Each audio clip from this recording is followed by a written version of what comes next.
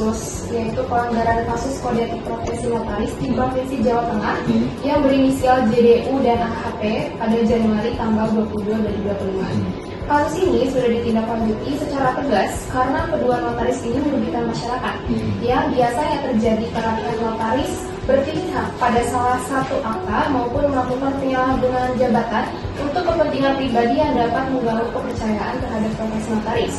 Nah, pertanyaannya Pak, dalam kasus pelanggaran kode etik notaris ini, badan atau lembaga apakah yang akan menindaklanjuti kasus pelanggaran kode etik?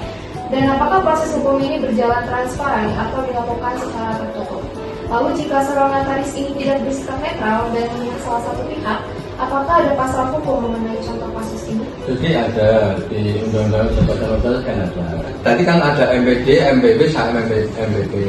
MPD itu jadi sifatnya memberikan rekomendasi.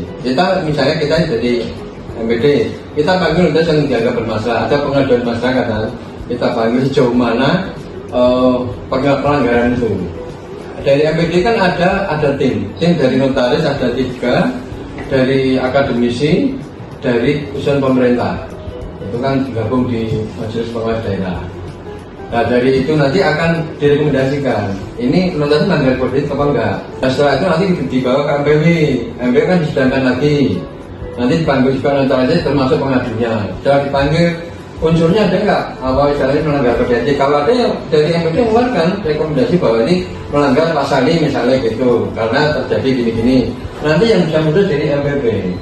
Ini yang terjadi kalau yang satu itu sudah diputus karena sudah ada putusan hukum, karena 2 tahun ya teman kita juga, nggak 2 tahun yang ini sudah bisa.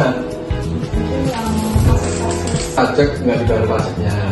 Apakah pernah terjadi pelanggaran kode etik? Selamat ulang tahun kebanggaan.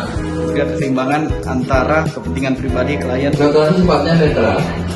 Saat ini cukup kuat untuk menentukan Mungkin tidak bisa. Paling kita tutup 24 jam sebenarnya itu kapan boleh. Melanggar hukum dan kesusilaan kita wajib menolak.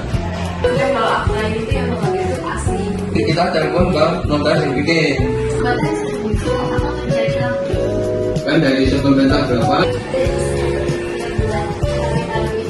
Itu sering datang kalau ada pertemuan. Dan misalnya paling banyak sering banyak berdua.